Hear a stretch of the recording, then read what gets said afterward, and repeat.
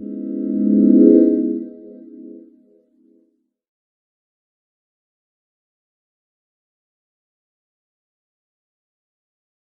afternoon. I'm Rex Lamore. I'm director of the Center for Community and Economic Development here at Michigan State University, and a member of our Circular Economy Working Group at MSU that's been working over the last several months to advance research, outreach, and education in the emerging field of circular economy. And let me just mention a couple of the colleagues that I have in our core team of the Circular Economy Working Group: Professor Aris in the School of Packaging, Dr. Regara in the Department of Plant, Soil, and Microbial Sciences, Dr. Ireland in the Department of Animal Science, and Professor Emeritus Larry Gisal in the College of Engineering. And with the advice and guidance of our core team, we've been working on a number of initiatives to support engaged research, outreach, and instruction in the field of circularity. And we're pleased today to have a couple of our experts here in the state of Michigan who have been working over a several-year period to support our recycling policies and practices. And some of what we hope to be able to discuss with them today is some of the recent initiatives the state legislature passed after many years of effort, by the way, by some of our colleagues, Ms. Kerrin O'Brien with the Michigan Recycling Coalition, that updated our recycling policies and also made resources available to improve our recycling infrastructure. So we'll start with Ms. O'Brien, then following Ms. O'Brien will be Rhonda Oyer, who's chief of the Sustainable Materials Management Unit in the state of Michigan in the Department of Environmental Quality, Environmental, Great Lakes, Energy and Environment, Energy, Great Lakes and Environment, EGLE, which is the agency that's taking leadership for the state of Michigan to help support recycling infrastructure development and needed research and technical assistance. So with that, let me turn it over to Ms. Kerrin O'Brien, who is the executive director of the Michigan Recycling Coalition, and has been providing incredible leadership over the last several years to understand our recycling challenges and to put forward a set of policies to support a more vibrant recycling economy in our state. So, Ms. O'Brien, welcome, and thank you for joining us. Yeah, thank you, Rex. Really appreciate the opportunity to talk with everybody today and kind of give a foundation and a history of where we've been and where we're going now with this updated legislation. I'll share my screen here. So we've been talking about this issue for a very long time in Michigan. We have an outdated policy that just got some significant updates, so I'm going to tell you that story.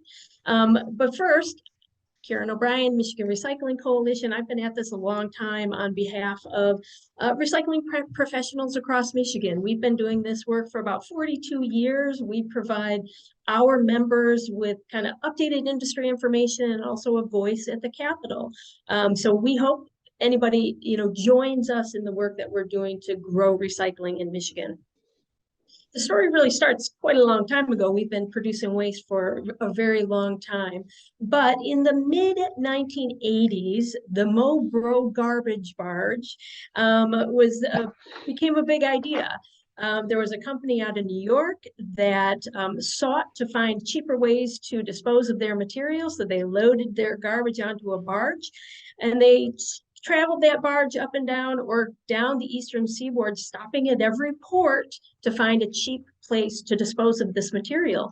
Well, they didn't find any place. They went all the way down to Belize, Mexico, and then back up to New York to have that, to dispose of that exactly where it started, probably for, many times the price of the original cost. And the federal government said, we cannot have that. That does not make any sense. And the developing not in my backyard syndrome is something that we had to battle. So the federal government at that time was requiring states to develop solid waste plans. And these plans were really to assure that the states had the capacity to dispose of their own waste so that their waste couldn't be rejected from other places. In Michigan, we dispose of more material per capita than any other state in the nation. This is not because we generate more waste. It is because 25% of the waste that is disposed in Michigan comes from out of state. This doesn't make a lot of sense to us, especially because we are surrounded by some very significant freshwater resources in the world, and there needs to be a different way to do what we do. Collectively in Michigan, we spend more than $1 billion collectively collecting, disposing, and recycling waste in the state. What we're talking about is actually shifting that spend away from disposal and landfills and shifting that spend so that we're collecting and diverting those materials to more productive material uses. And that way we get more use out of the resources that are already circulating in our economy. Depending on what the market is for these recycled commodities, we are paying to landfill upwards of $600 million worth of material every year. If we could divert this material from the landfill, it would mean significant economic development capacity and capabilities in Michigan, and that's really what we're working toward here. Michigan recycles at about 18% right now, and that's about half of the national average. There are other states and jurisdictions that recycle far above 34%, and there are states that are not doing as good as we're doing. But in the Great Lakes area, we're not doing so great. If we could reach our goals of 45% recycling, though, it would mean significant investments and improvements to our economy and is worth investment. And so we saw it in our work with then Governor Snyder and now Governor Whitmer to really shift the focus from disposal capacity and waste to really how we manage materials. So back in 2018, we worked with then Governor Snyder to pass funding, the first time recycling will have gotten funding ever in Michigan, and now we have regular ongoing annual funding to support not only communities providing the services in developing and adapting infrastructure, developing markets in Michigan so that we can do more with this material right here. So now we've got the funding, and we really need the policy change to go along with that funding, because current policy that will change as of March 29th really requires counties, this is where county planning came from, but it requires counties to guarantee that they have 5.5 years of disposal capacity for the waste generated in their counties. And if they can't guarantee that or assure they have that capacity, then they have to make way for the development of new disposal capacity. So without real leadership, the current solid waste, county solid waste planning really and policy really has become a de facto way to expand landfills. And that kind of de facto landfill growth strategy really has only served to make landfill disposal less expensive, artificially low cost for Michigan, and it makes recycling and composting difficult to compete with the low cost of landfilling. Changing this policy was really about leveling the playing field so that we could more productively use our materials. So going forward, we'll not be doing county solid waste planning. We will be doing county materials management planning and working to make sure that we've got all of the facilities that we need to manage our material more productively.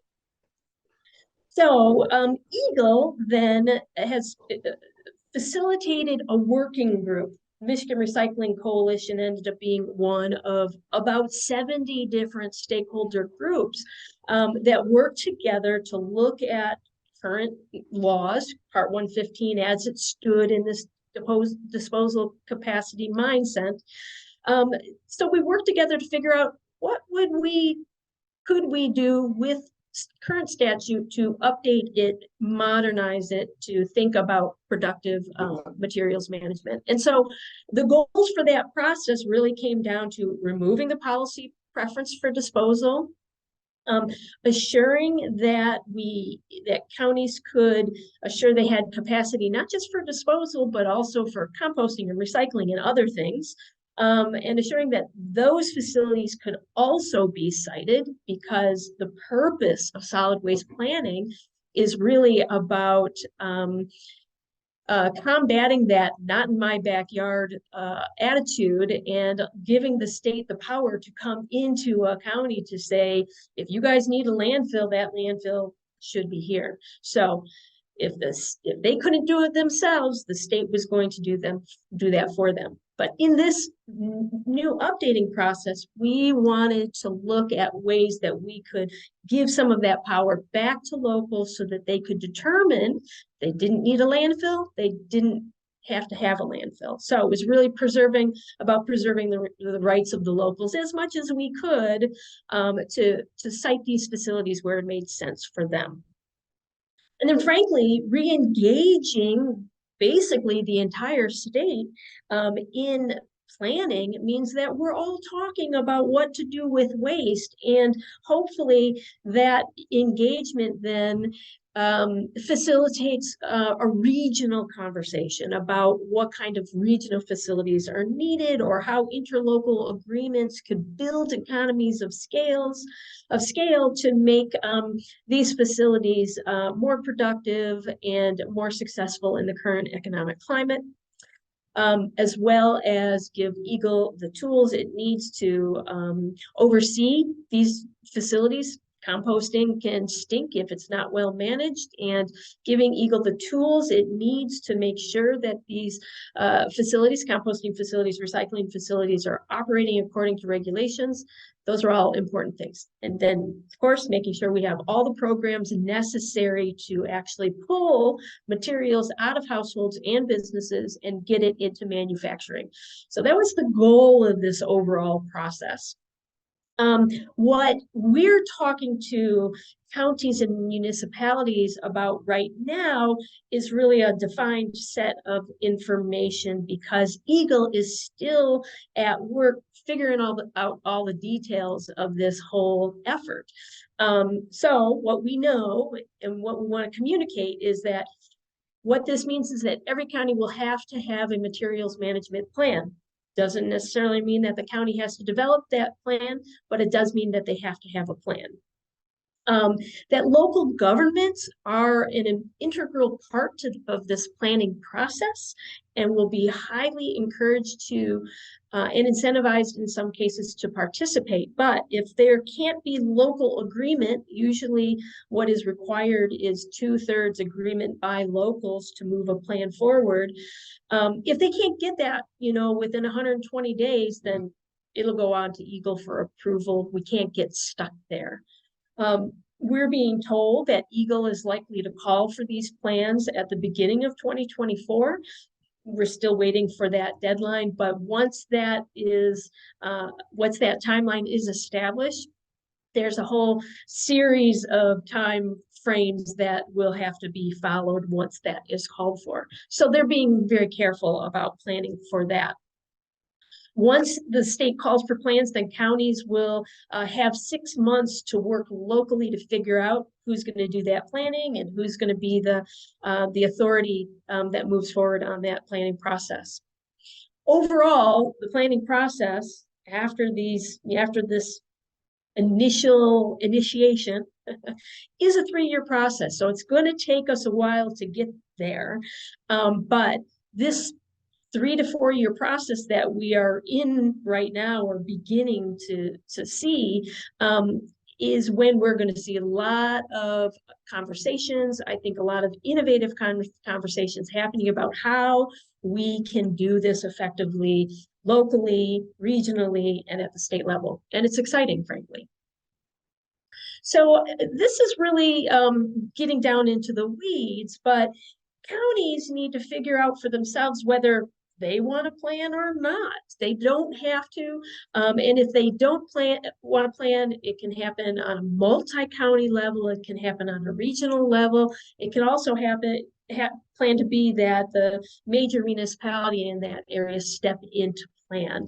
That's all going to have to be decided sooner rather than later, because they need to, whoever it is needs to identify each county board of commissioners will have to identify the county approval agency who's going to be the entity that oversees the whole process.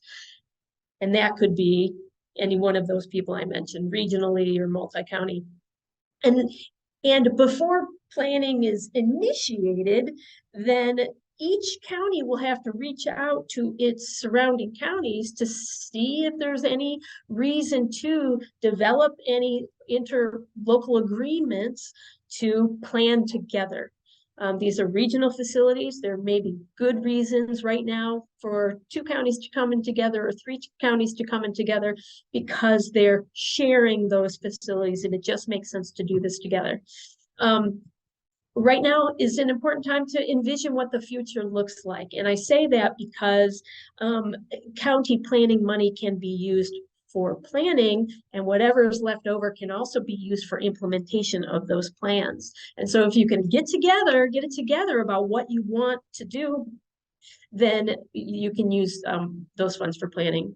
And then once those, once the county submits the notice that, yep, we are going to plan to EGLE, then there's a whole series of things that needs to happen to identify, for example, the designated planning agency, which has a whole set of representation requirements. So if there's a local hauler, they'll need to be represented. An environmental organization, a composting organization, there needs to be certain representation on these committees, and eventually a work plan will be developed.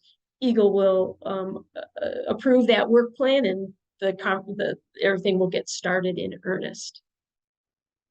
But ultimately, the plan will do a variety of things. It'll identify in each county where the facilities are, where the materials management facilities are, and what their capacity is.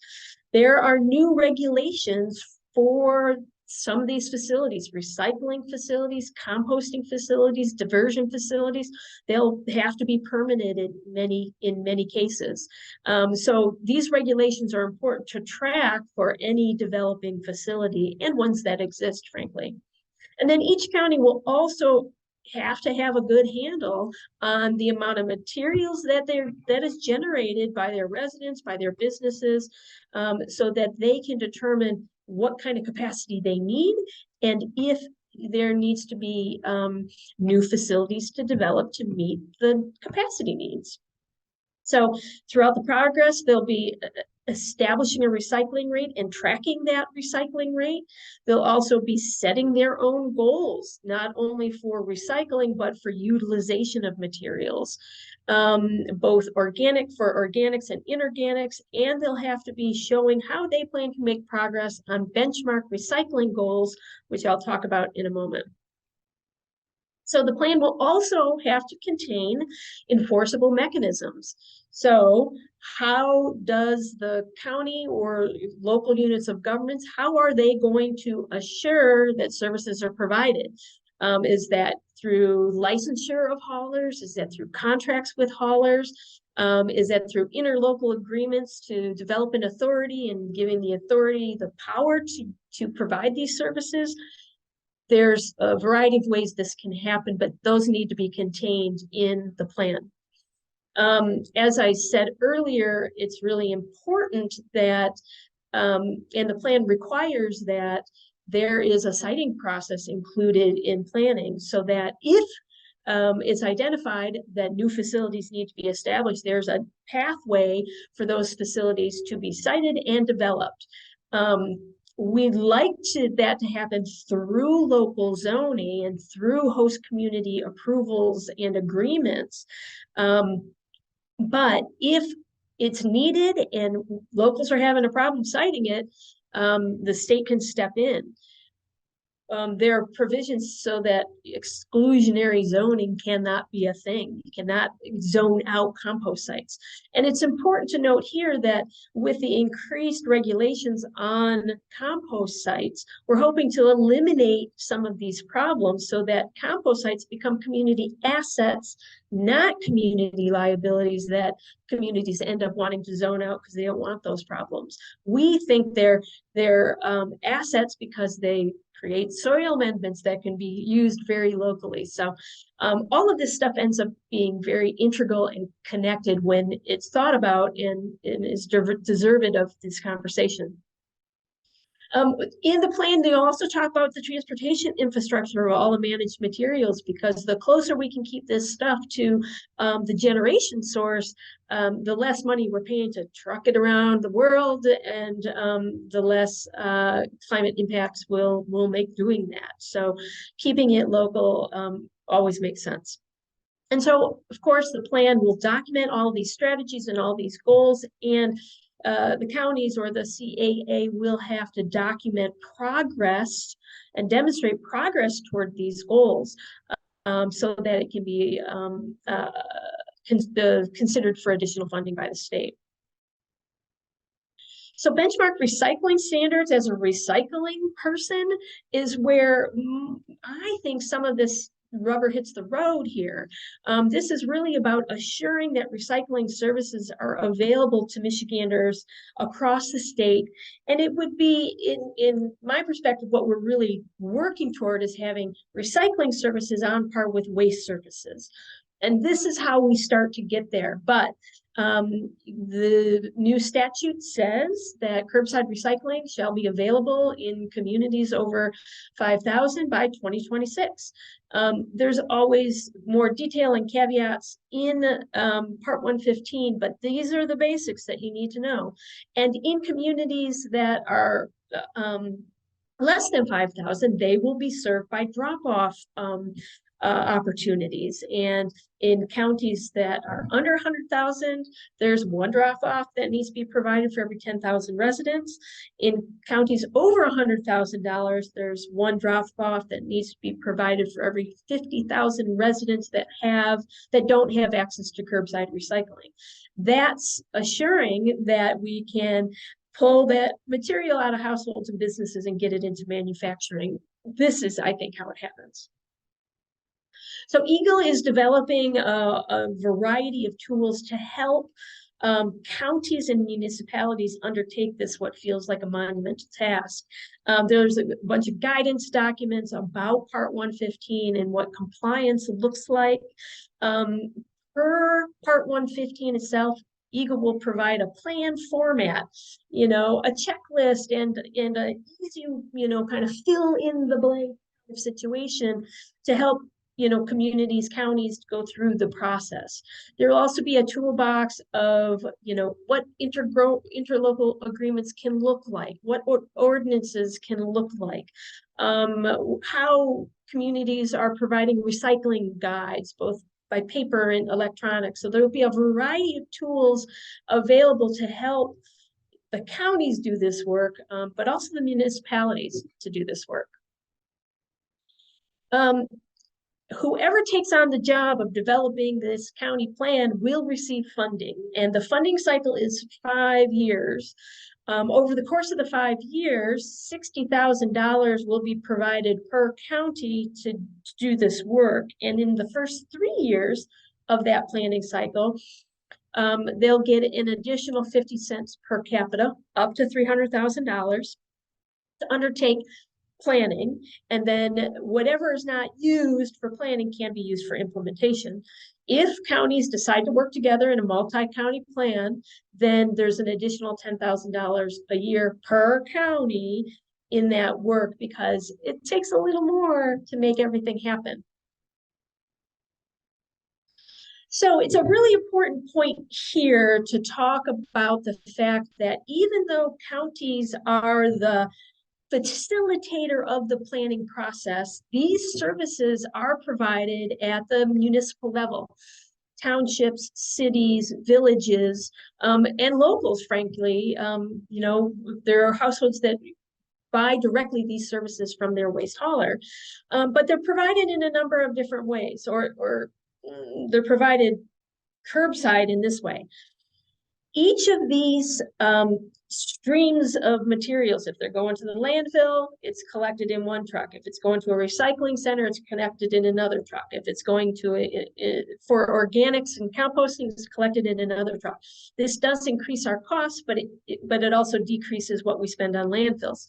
In the case of trash, we're paying to have that disposed, but we continue to pay in the oversight of that landfill site. And if that landfill site is compromised in any way, we as Michigan taxpayers are also we're also going to be responsibility for the liability of that landfill. In the case of recycling and organics, we're not creating that liability.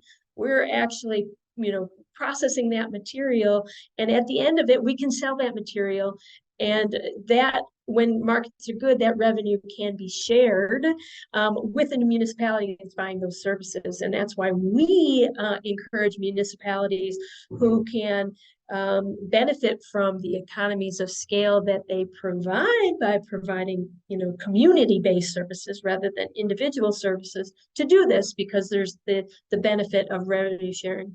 And organics can work the same way, but the margins are much slimmer for organics right now. And we hope that eventually organics, can provide some revenue sharing too. This is just a reminder of the fact that the commodities market is a wily beast that is subject to the economic, activity of the day. And at some points it's high and great and communities are benefiting. At some point, it's a cost.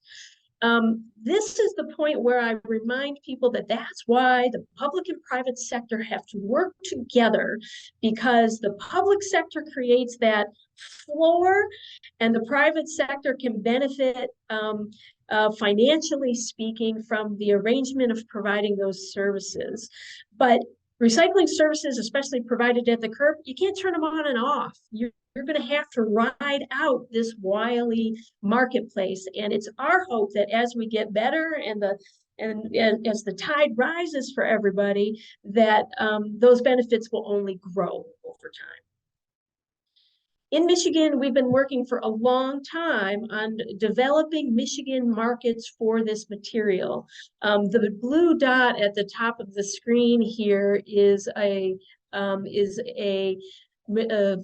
MRF upgrade, a materials recycling facility upgrade that's proposed for Alpena County. And the other blue dots around the state are all the different markets that they would send their material to, and most of them are based in Michigan. A lot of small programs really depend on Michigan-based markets for all their material sales. The larger waste management or Republic Services, they depend on a global market because they are dealing in multiple million tons of materials. But for our locals, we want to provide as much material as we can for our local markets. And just really quickly, I'll tell you about a sister company of Plastic Packaging, Tab Packaging Solutions, and Cleantech. Sister companies that all work together to provide Procter & Gamble with the 35% post-consumer recycled Tide detergent bottles. Tab Packaging Solution buys material from all these places in Michigan that collect it, but they can't get enough to meet the needs of P&G, so they have to go across the country to get the material to meet the demand.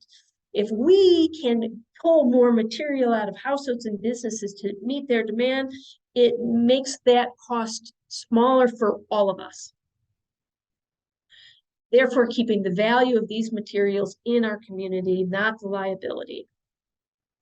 And so back a couple years ago, U of M did a study of local officials about recycling. And one of the key findings was that local officials themselves believe that their residents support recycling. The majority of their residents support recycling. They also found out in this study that what was holding them back from actually engaging in the community-based service provision model that we're talking about is because they're afraid of the implication of putting more taxes on people's plates. But people have to pay for these services. And if that service is not provided at a community scale, that service is likely causing their residents to pay double what they would pay for direct services with a hauler. Just a reminder that, you know, recycling is a business, and there are best practices on the public sector side and the private sector side. And we're at work all the time on making sure that we're meeting those best practices, achieving those best practices. And you can see that in the amount of programs in Michigan that are offering recycling in curbside carts and using automated trucks.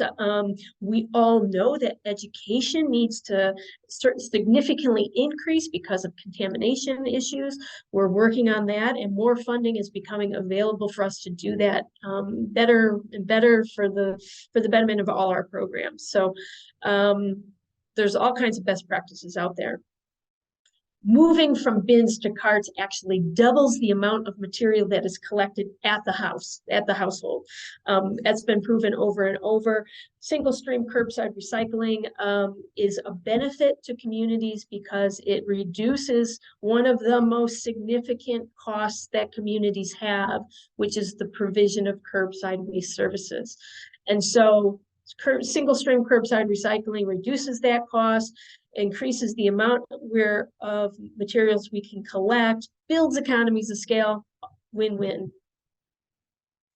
Part 115 also includes in it a number of funding mechanisms that local governments can use to get these services paid for.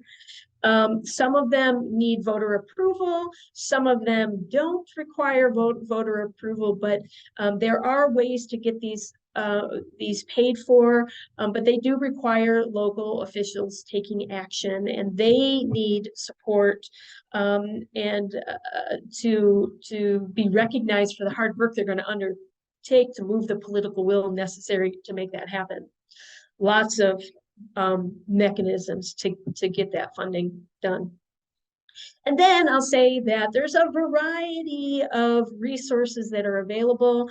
We did this project with Region 5, EPA Region 5. It's a making the case for recycling kind of worksheet and accounting kind of basics.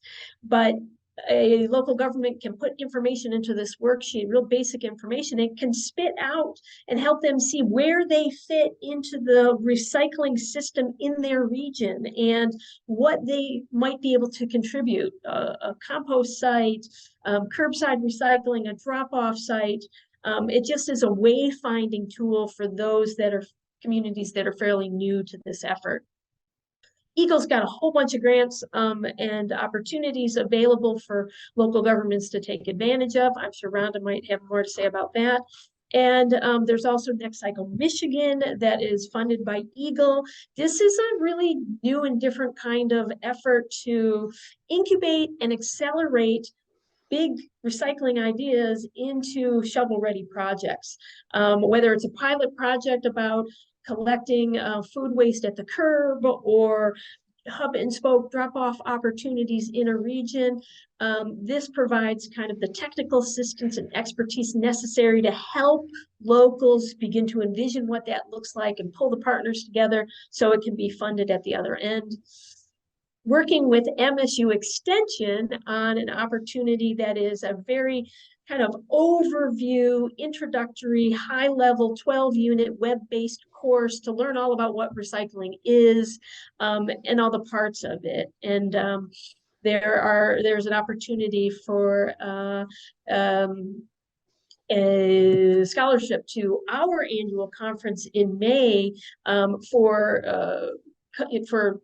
municipalities that need some assistance to do that. But it's a way to bring local officials up to speed quickly. It's a way to support advocacy at the local level and give them kind of the resources, information they need so they can be really good advocates for these programs at the local level.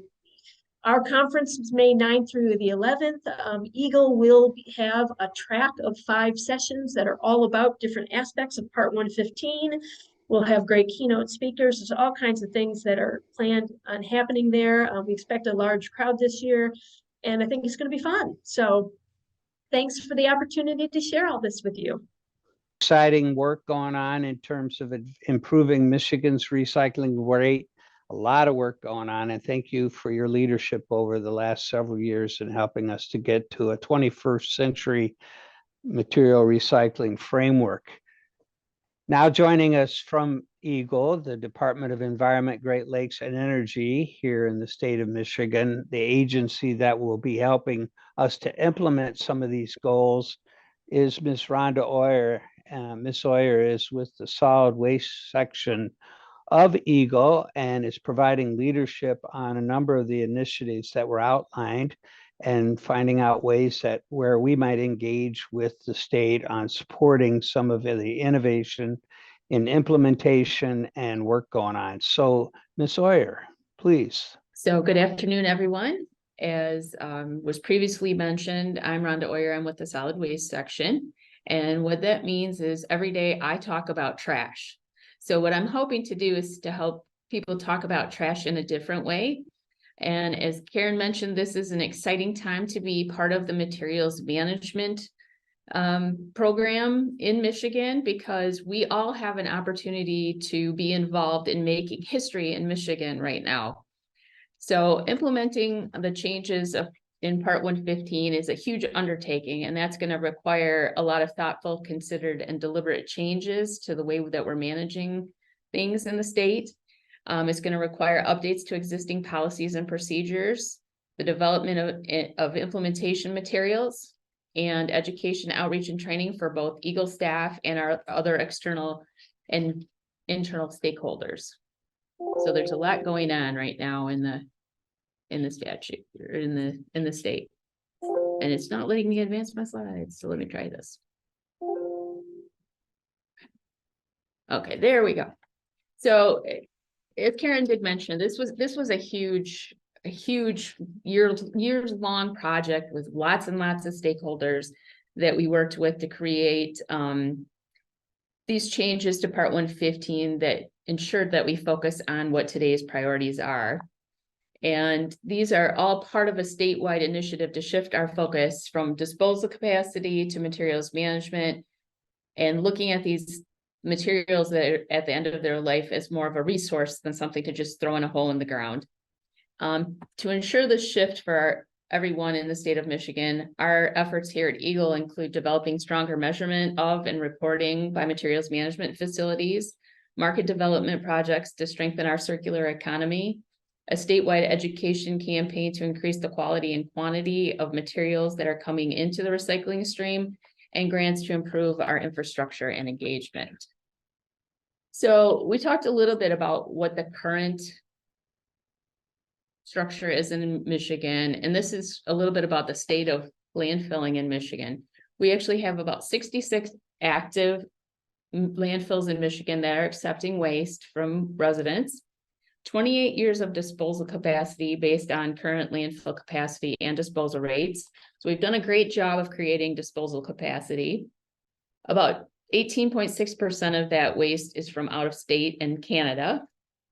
And Kerrin talked a little bit about this too, but currently the amount of waste generated per person per day in the US is about 4.51 pounds, but Michigan's per capita waste generation is almost twice that at 7.28 pounds per day. But that's down a little bit from 2018 when we were producing over 10 pounds per day that were going to the landfills. And Kerrin also pointed out Michigan's recycling rate is around 19% right now, but the national average is about twice that, 34%. So the message here is basically that we can do better, and we're working on that right now. So what what the solid waste legislation does is it makes that essential policy shift, first of all, to look at more of the materials management capacity rather than just disposal capacity. And that focus in the past has kind of led to the development of landfills more than other kinds of facilities like recycling and composting facilities. So the 8-bill package was enacted at the end of December, and as Kerrin mentioned, it goes into effect on March 29th. So right now we're spending a lot of time on that implementation strategy. But what I wanted to point out is that there was a high level of agreement among the stakeholders on what the needed changes were. So these have added the siting and development of waste utilization facilities such as recycling facilities to the local planning process. It's enhanced the importance of local zoning for siting and developing waste utilization facilities. It requires counties to meet the benchmark recycling standards and include measurable recycling goals and objectives in their materials management plans. It's incorporating ways to increase recycling access and participation in the plans, specifying local funding mechanisms that can be used to support recycling, and Kerrin talked a little bit about those, and enabling municipalities and counties to require haulers to provide those recycling services so that they're out there and available to everybody in the state. It eliminates restrictions on the flow of materials between counties. And one of the questions we've been getting a lot is, when do the import-export authorizations in the county plans currently, when do those go away? And those won't really go away until the next round of plans are actually put in place. So it's going to be some time yet, but that's one thing for us to look forward to. And it reduces the risk to taxpayers by requiring more financial assurance for these different types of facilities so that they can't just come in, do something, and leave a big pile of waste for the state to deal with. It provides a means to authorize research and innovative projects outside of the traditional permit model. It establishes custodial care provisions for landfills that have completed their post-closure periods and allows EGLE to reduce or extend that post-closure requirements as appropriate. It develops standards of oversight for materials management utilization facilities that ensure a level playing field with landfills and are not overly burdensome for something that we want to promote. So as pointed out, the key tool here is going to be the materials management planning. And Michigan currently requires counties to have a solid waste management plan to ensure adequate disposal capacity for all the waste that they generate. But the planning process would be refocused on ensuring the development of capacity to collect and utilize materials rather than dispose of them in the landfill. And some of the key benefits of the materials management planning process would include that Michigan can realize the economic value of materials that would otherwise be disposed, developing materials management facilities as an alternative to disposal, as Kerrin mentioned, creates jobs, it reduces the net cost to recycle, and it provides a reliable and less expensive feedstock for manufacturing in the state of Michigan. Progressive Michigan communities and businesses that have embraced a circular economy and sustainable materials management approach can meet their zero landfill and sustainability goals in a culture that promotes materials management over disposal.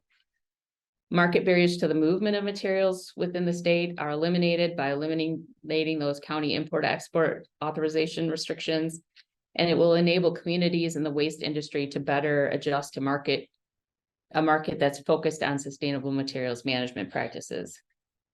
And our planning team right now, which consists of Christina Miller, Amy Karana, and Carly Money, are out there to help answer questions for any communities that have those or any counties that are working on their planning right now.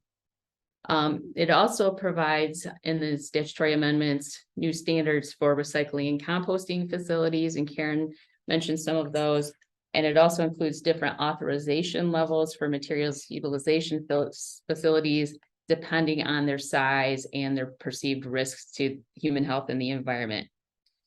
So in the way these levels go, there's some very, very small facilities that will be exempt and have to still comply with local zoning and not violate the standards. There's notifications where facilities will just have to tell us basically that they exist and what activities they're doing. And then it goes up another level where they have to register, which requires them to submit some plans like operations plans, closure plans, financial assurance, and meet a number of different requirements. And then it goes up another level to more of a general permit, where there would be general permits for larger compost, materials recovery facilities, anaerobic digesters, and what are being called innovative technology facilities, which are things that we don't really know what they are yet, but they're out there and they're coming, and hopefully will help us manage our materials more effectively. It also, in the statute, improved and increased financial assurance. There's financial assurance for a number of facilities that currently don't have it. And what that helps do is, again, it reduces the risk to the taxpayers. It internalizes costs for managing these materials, and it sort of serves as a surrogate regulator, because then the industry is all on the same field and they can, plan accordingly. And it also increases the leachate management and type 3 landfill financial assurance, which are the type 3s are kind of the construction and demolition type landfills. And it, again, requires financial assurance for composters, anaerobic digesters, material recovery facilities, and the innovative technology facilities under the general permit. And as Kerrin mentioned, it also envisions that there's going to be grants and loans to enhance materials management and recycling. So that came from the Renew Michigan funding. It will cover things like planning grants to help develop and implement plans. It covers recycling markets development so that we can get those markets out there to draw the materials into the circular economy. Recycling innovation. So if there are things out there, new kinds of recycling technologies, it gives an opportunity to do pilot programs and things like that for recycling. And then it also is the recycling access and voluntary participation, which helps communities increase the amount of recycling that they do. So Kerrin went over this a little bit, so I'm not going to spend a lot of time on it, but this is just basically what the economic opportunities are out there. So we don't want to lose out on that. And again, when we talk about municipal solid waste, this is kind of the composition of it. And this waste is generated by not only residents, but also commercial businesses and institutions like government buildings, hospitals, and universities. So just so we know kind of the universe of things we're talking about. And EGLE does have a recycling program, and we have a number of staff that are specifically dedicated to things like providing technical assistance to communities to help them with expanding or starting recycling programs and organic management programs. Again, to increase access to and participation in recycling opportunities, educating residents, communities, businesses, stakeholders on where, how, and why to recycle. And of course, we're trying to do this in an equitable and inclusive way that makes sure that all the communities within the state of Michigan have equal access and opportunities to recycle their materials. Kerrin brought up the training program that's coming up, but part of our job is to train recycling professionals and decision makers and all these new changes that are coming out there. Again, improving the quality of materials that are going into the recycling stream so that they're more usable for manufacturing, growing those markets for recycled materials and drawing that material into the system, and expanding recycling infrastructure so we have enough collection and processing networks to get the materials into the supply chain. And one of the big things, and I just spoke at a construction and demolition discussion last night put on by the Mid-Michigan Environmental Action Council. And one of the big things that came out from that discussion is how important partnerships are going to be in these efforts in dealing with this kind of wicked problem of waste in our current society. Is we need everybody at the table, and we need everybody to work together to help drive this forward. And again, we're doing a lot of stuff around collecting data. One of the projects that we've been working on here at EGLE is called what we're calling the Mega Data Project. And it was in partnership with RRS, who is putting together data that is going to be used to help drive the materials management planning process and provide that baseline for those communities. And again, this is also critical for supporting all of our work toward decarbonization and preventing more climate change impacts from the materials that we're using. And one of the big things, of course, has been trying to get the funding. We kind of did this a little bit backwards in a way. We got the funding, but we still needed the policy changes. So now we've got the funding and the policy changes. So now we can hopefully move this forward. So there's also been a lot of federal funding being directed toward recycling projects. And Michigan has applied for some what's called SWIFR funding, which is the Solid Waste Infrastructure for Recycling program through EPA, which we're going to be probably getting somewhere between $300,000 and $500,000 to help support our data collection and materials management planning efforts. So that's exciting that we're getting some help from the federal government as well. We talked a little bit about our recycling program provides technical assistance for helping communities stand up or expand their recycling, composting, and materials management programs. So our recycling specialists can help with things like funding mechanisms, promoting regional partnerships, promoting best management practices, making the case to decision makers and funders. And again, Kerrin pointed out the great toolkit they have about trying to make the case for recycling. And we're going to have some grant opportunities and funding partnerships available that maybe folks at Michigan State University would be interested in applying for. So I'll talk a little bit more about those in a minute, but we can also provide connections to existing networks. And like Kerrin talked about, those hub and spoke type systems or similar projects or Michigan end markets that we know about. And a big thing has been also a focus on education. A lot of you are probably familiar with the recycling raccoons. That's part of our education campaign. The know it before you throw it is actually the name of it, but everybody refers to it as the recycling raccoons. We've also given out recycling quality improvement grants. We've given out Michigan small education grants for communities to help educate the residents on how and where and why to recycle, providing that leadership training again that Kerrin mentioned, and also working with the Next Cycle Michigan program. As Kerrin mentioned, it's going to be critical that we develop the markets for these materials, because there's no sense collecting stuff that we don't have markets for, or you're just ending up with, I heard somebody refer to it yesterday at the MidMIAC presentation as an indoor landfill, where you gather up a whole bunch of material, but you've got nowhere to take it. So that's not what we want to do. We want to actually have somewhere for this material to go, and building that end market demand is going to be crucial to reaching our 45% recovery goal. And again, EGLE has market development grants. We've also given out the Michigan Micros grants, which are very small grants, but sometimes those little things have that big impact. We also have the Michigan Materials Marketplace, and again, Next Cycle Michigan, which I just want to talk about Next Cycle just for a moment. It's got 6 different innovation challenge tracks, and it's a multi-track idea incubator that provides technical support and subject matter mentoring to move ideas toward implementation. And I think this is one place where maybe MSU can partner with some people, is coming up with these ideas that they want to try and see how they work and do pilot studies of. So there's these 6 core innovation challenge tracks related to Michigan's recycled materials supply chain and end markets.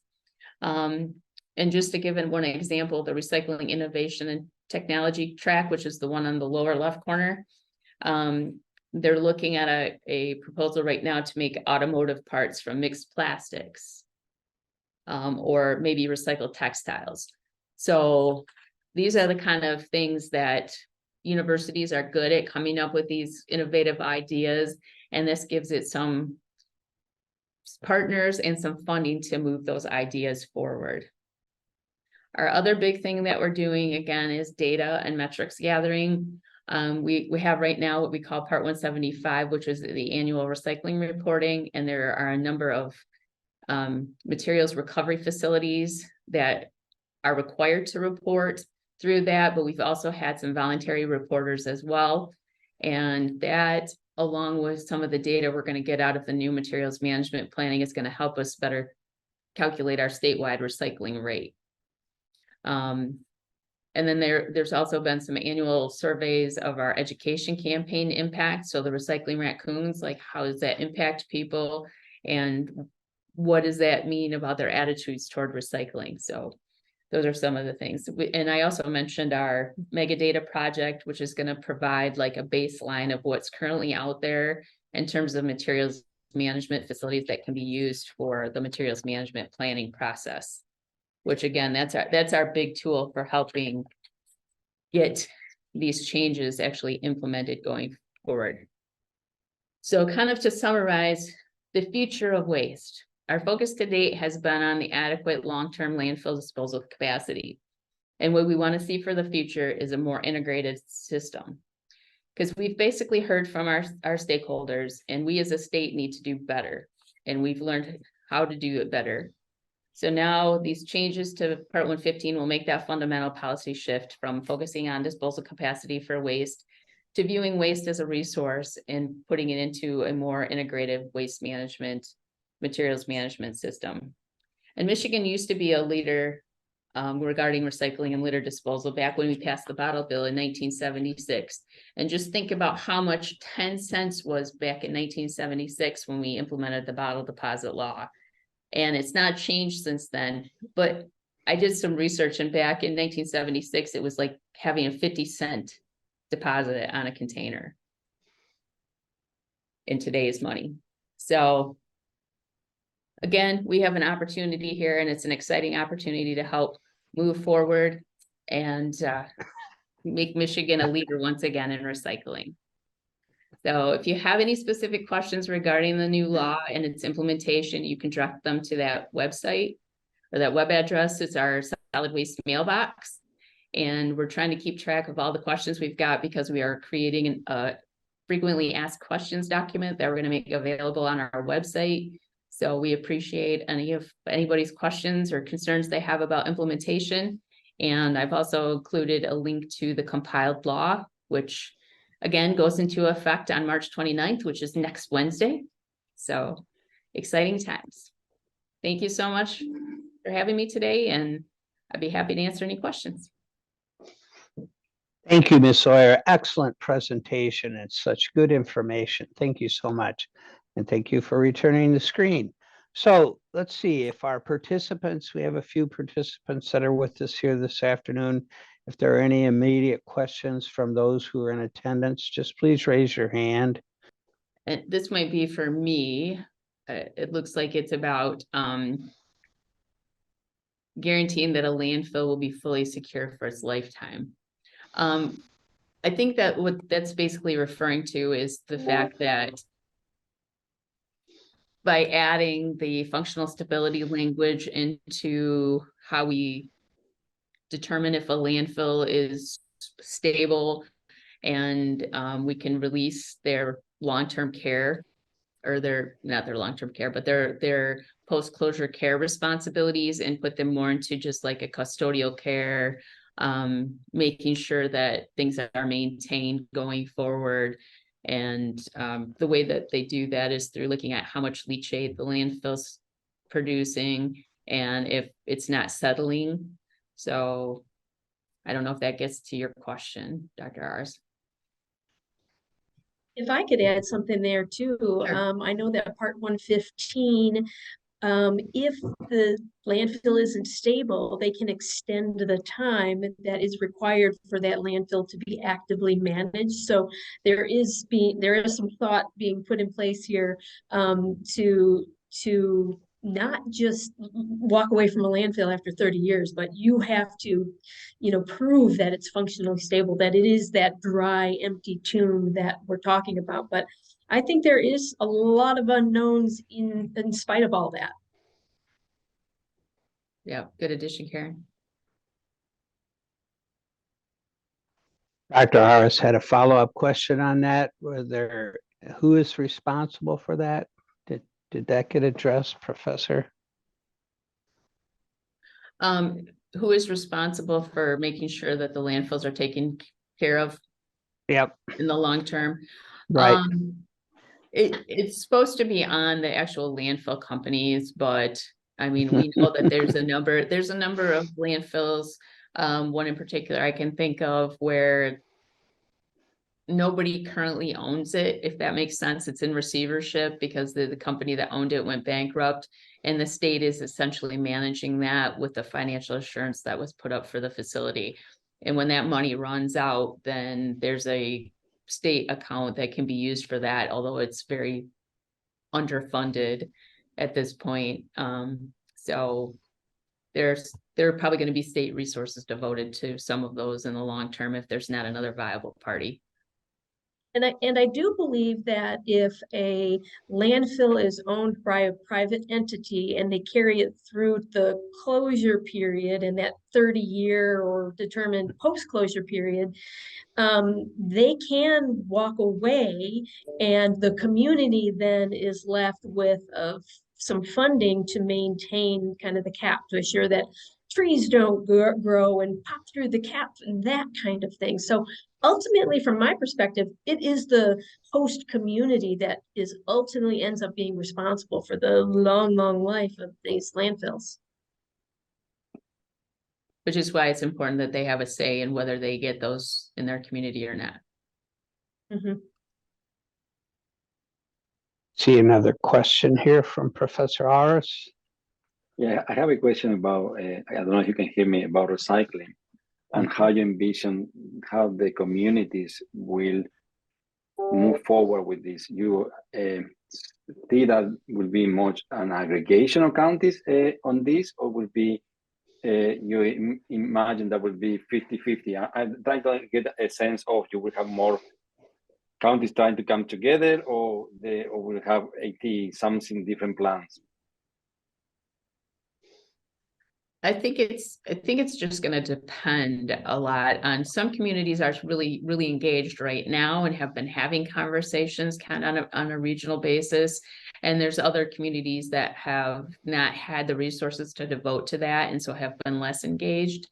And we have done some, what we were calling our county engagement grants that we did in the last couple of years, where we were hoping to get more people engaged in talking about planning for the future and planning in developing their materials management plans going forward. So I think it's kind of a mixed bag. And Kerrin, I don't know if you have any sense. Yeah, I think that county cooperation in planning is going to be indicative of the long-standing relationship these counties have. You know, if they have good working relationships, then they're probably interested in doing that here as well. But if they don't work well together, I think you'll see them going alone and just doing county plans. Bigger counties will probably opt to do their own, but there are very small counties too that are going to opt not to do these plans. And so we hope that a regional organization is going to step in to help figure that question out for the region. If nobody does that, then it comes down to the state, and what the state is going to do in writing this plan. The stick, I guess, here is that, you know, the state will be able to require, you know, any hauler providing services in the county to provide those services at benchmark recycling standards, so that they can assure that those services are provided, whoever does that work. Professor Aris, another question. One follow-up question. How do you will ensure that the collection and the shipping and moving of recyclable in the state is optimized not only for monetary gain, but also for the lower emission of that process? For example, now we have a collection happen in the Midland area, and that then shipped to the Ingham County because there is no agreement between the next county around some of them. So how that is in place, a system that I think that will make sense, an aggregation by county that are next to each other for this volume to actually make sense.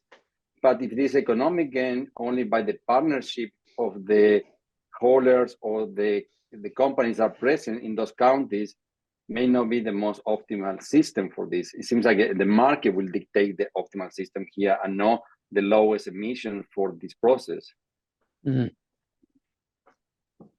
And I guess I would say, I think you're probably correct on that it's going to be more, at least initially, it's going to be more based on the economics of it and where can they take it rather than looking at it from an emission standpoint, because it always makes more sense to transport things shorter distances in terms of emissions, the closer you are to the end market, which I think it's one of the reasons why it's so important that we're developing these in markets in Michigan and all around the state, so that there are going to be better economies of scale there for collecting materials and getting them to a more local end market. Yeah, I would think that it's difficult. These hauling companies have made a lot of money collecting waste and taking it to the landfill, and recycling and composting hasn't proven as profitable. And so I would hope at some point, as the demand for these services grows from communities, that local haulers will see that there's real opportunity here and will step in to provide services that make this whole system more efficient. And we hope that the public sector kind of underpinning that need and providing that demand is what's going to grow that interest in the public sector.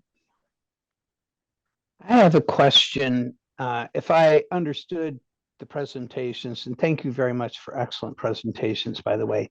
It's estimated that in total, our landfills have approximately 28 years left in their life. It's not a very long time.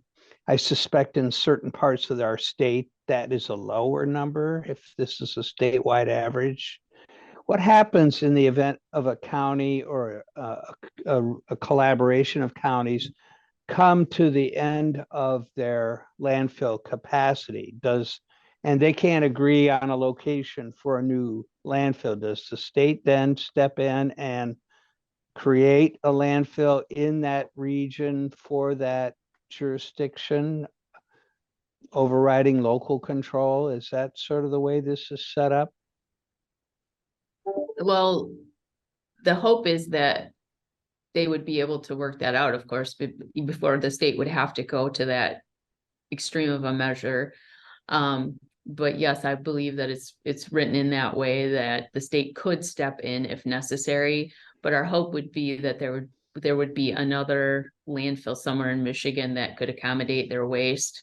But again, back to Dr. Aris's question, that doesn't take into account what that means in terms of transportation and emissions. Right. So. And I know there's a growing concern on this issue, the NIMBYism that's certainly prevalent in our state. It's prevalent nationwide. People don't like landfills. They're not very popular, even though they're mostly safe and engineered environments. I could see where the state would have to step in on some of these. Yeah, and that's exactly why we get a lot of the Canadian waste, is because we have done a great job of creating disposal capacity in Michigan. Thus, we have low prices, and it's attractive for them even to transport at great distances. But with carbon taxes and opportunity issues like that surfacing, as the transportation of waste is going to get more and more limited, I think. Professor Aris, you have another question? I promise the last one. I have too many, but I will ask one more. So thank you again for the presentation. My question comes, now we have this plan moving forward, and the counties will need to aggregate. Are you expecting EPR coming forward to Michigan? And if it does happen, how do you think that will impact all these collection streams, and how do you think that may need to adjust to this for all these materials that you are introducing to the state? I'll jump in there and say that county planning is really about, counties facilitating this conversation, but the real lift is going to be on the municipalities that provide that services and selling that to, their residents to pay for those services. And that burden has been a big burden for a long time, and it's not going to get smaller anytime soon. And I think that we, Michigan Recycling Coalition, are really interested in having an EPR discussion here as soon as we can. And we have a legislature that may be more willing and interested to take that up with us, because it can help to offset the costs of providing these services, growing the infrastructure. But in other cases, it can help us manage, hazardous materials and problematic materials. And if we don't hold producers responsible for the stuff that they're making, we will never stop the flow of this waste. So it is an imperative conversation that has to happen. Thank you both for your expertise and your time this afternoon. I really appreciate your thoughtfulness in preparing your presentations. Again, we'll be distributing this material more broadly across the campus, and thank you for providing some additional contact information.